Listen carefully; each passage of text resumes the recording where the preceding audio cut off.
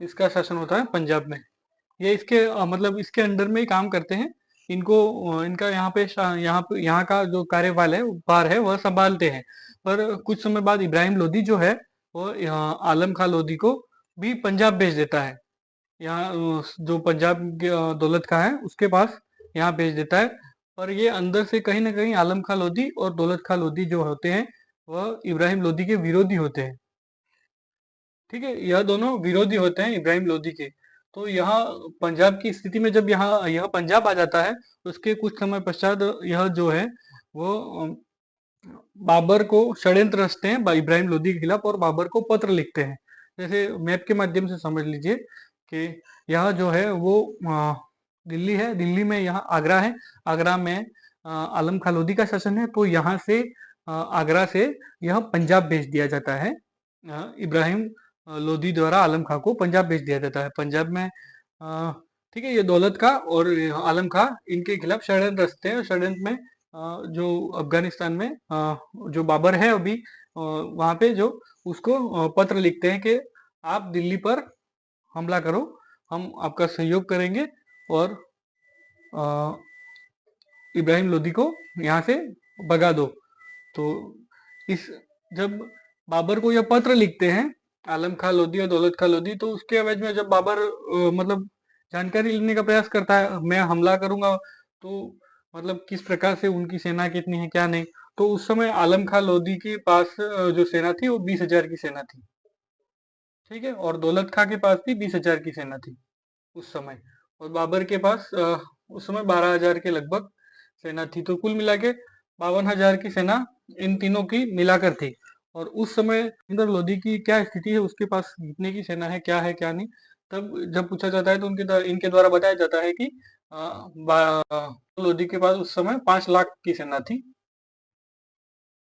और 5 लाख से 52,000 जितना मुश्किल होता है, उस हिसाब से बाबर कहता है कि कैसे जीत पाएंगे हम, बहुत कठिन है।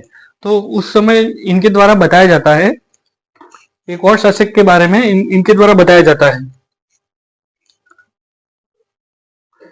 उस समय मेवाड़ में राजस्थान मेवाड़ में एक शासक होता है राणा सांगा। राणा सांगा का जो शासन होता है उस समय, अब सांगा क्या है, कुछ समय पहले इब्राहिम लोदी और सांगा के बीच युद्ध हो चुका था। तो उस युद्ध में खातौली और बाड़ी 1517 और 1518।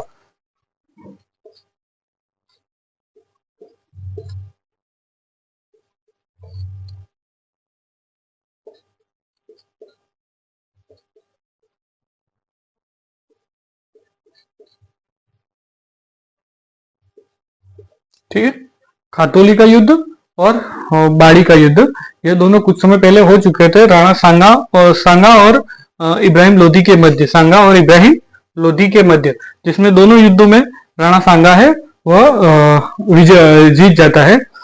जो ये खातौली है ये वर्तमान कोटा में है, पहले बूंदी में थी। तो कभी क्वेश्चन आया, बूंदी का ऑप्शन आए तो बूंदी नहीं करना है, कोटा करना है।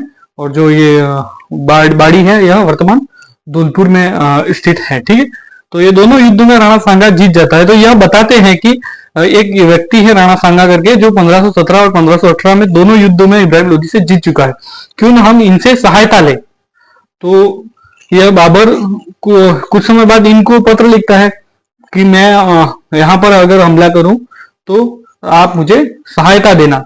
तो उस पत्र के जवाब में राणा सांगा इनको आश्वासन देते हैं कि हाँ ठीक है मैं मदद करूंगा। पर जब राणा सांगा अपने मतलब सेनापति और अपने जो सभा होती है वहां पे जब पूछते हैं कि ऐसा ऐसा है, बाबर का पत्र आया है, कोई अफगानिस्तान का मुगल है जिसका, तो उनको उनके द्वारा बताया जाता है कि अपन 2 बार तो 1517 1518 में 2 बार तो इब्राहिम लोदी से जीत गए हैं, तो क्यों हम किसी बाहरी आक्रांता की मदद करें। हमको अगर दिल्ली का शासन चाहिए तो हम फिर भी युद्ध करके कभी भी जीत सकते हैं। तो जब पहली बार जो 21 अप्रैल 1526 को बाबर पहली बार जब भारत आता है 21 अप्रैल,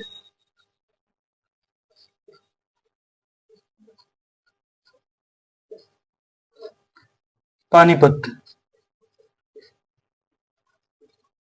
पानीपत के मैदान में, ठीक है, हरियाणा में।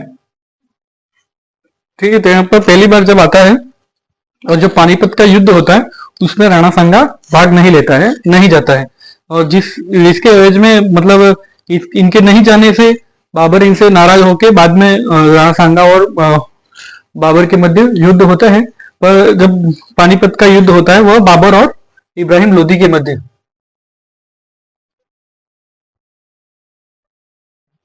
हाँ ठीक है, ये ध्यान रखना, ये सिकंदर लोदी जो किया है वो इब्राहिम लोदी 5 लाख किसी ने, ठीक है, इसका शासन था। तो इसमें इन दोनों के युद्ध में इब्राहिम लोदी हार जाता है और युद्ध में मारा जाता है इब्राहिम लोदी। तो यह प्रथम शासक है दिल्ली लोदी वंश का जो युद्ध में मारा जाता है। और यह अंतिम शासक, लोदी वंश का अंतिम शासक भी है, क्योंकि उसके बाद लोदी वंश समाप्त हो जाता है। और इस युद्ध की विजय के बाद बाबर जो है वो जीत जाता है और मुगल साम्राज्य की स्थापना भारत में, मुगल साम्राज्य की शुरुआत जो बाबर के इस पानीपत के विजय के साथ मानी जाती है। और इस युद्ध में जीतने का मुख्य कारण जो है बाबर के द्वारा जो तोपों का प्रयोग किया गया, उसके जो मुख्य तोपची थे उनका नाम है अली और मुस्तफा, 2 तोपची थे उनका जो नाम है। और इनकी विजय का मुख्य कारण बंदूकें वगैरह और जो तोपें वगैरह थी और इनके जो तुगलमा पद्धति, जो इसके युद्ध करने की रणनीति है, जो चारों तरफ से घेर के हमला करने की, उस हिसाब से बाबर इस युद्ध में जीत जाता है। इस युद्ध के जीतने के पश्चात जो रशमुख विलियम करके एक व्यक्ति है, उसके द्वारा जो इतिहासकार है उसके द्वारा भी कहा जाता है कि इस युद्ध की विजय के साथ ही बाबर के यहाँ वहां घूमने और भटकने के दिन चले गए, ठीक है। तो इसके बाद अब दिल्ली में शपथ लेता है वगैरह जो क्लास है वो नेक्स्ट क्लास में शुरू करेंगे, ठीक है। आज के लिए इतना ही। अब इसके बाद दिल्ली में कैसे शासन करता है, दिल्ली के शासन रहते वहां कहाँ कहाँ हमला कर रहा है, कहाँ का उसका शासन होता है, वो सब अगली क्लास में पढ़ेंगे, ठीक है। इसके पहले वाला जो वीडियो है इस वीडियो के डिस्क्रिप्शन में मैं इसका लिंक डाल दूंगा, ठीक है। तो ठीक है, आज का वीडियो इतना ही। तो इस चैनल को प्लीज सब्सक्राइब करें। धन्यवाद।